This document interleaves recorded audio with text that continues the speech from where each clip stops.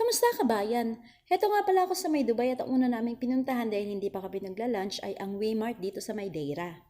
Dito raw kasi ay merong very famous na isiniserve at very affordable at patok na patok sa panlasa ng mga Asian at mga kabayan na kagaya natin.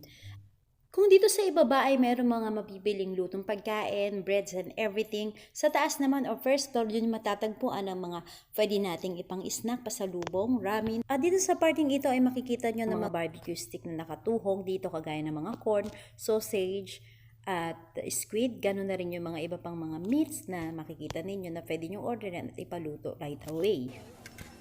At tayong mga Pilipino ay sadyang mahilig talaga sa mga noodles. So ito ang variety ng noodles. Meron silang pad thai, sotanghon, at kasama na rin ang fried sesame, rice. Glutinous, red beans, sweet fried potatoes, dumpling, Chinese buns, sa 4 na piraso o 5 piraso sa halagang 650 to 750 ay kumpleto na ang inyong pasalubong. Ito ang crispy chicken popcorn at meron ding buns with mushroom.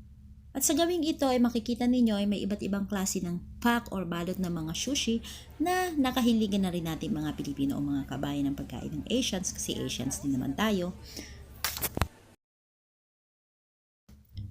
Nung umikot ako dito sa may bilihan ng tinapay, nakita ko napakaraming tinapay, napakaraming buns, mamon, cakes, na pwede na for pasalubong. Pero mas nagulat ako dahil ang dami talaga mga kabayan natin na bumibili. Grabe. Ang sasarap yung pagkain nila.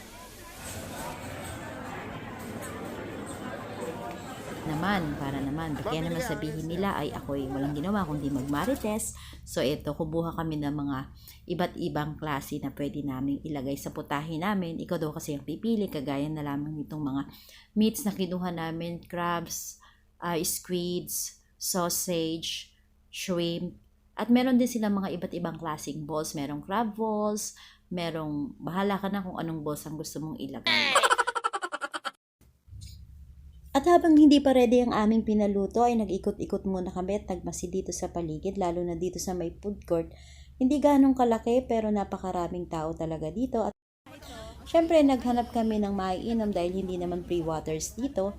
At strategy na lang siguro talaga nila na walang tubig dito para makabili kayo dito sa Bake Take. This is it, pansit. At ito na nga dahil gutom na kami, kailangan na namin lumabang. At ito nga pagpaluto kami ng 3 bowl na big bowl talaga. At hindi namin makalimutan, bago kami kumain ay kumanta muna kami ng happy birthday sa aming kasama na si Mr. Gio. Happy birthday and thanks for watching!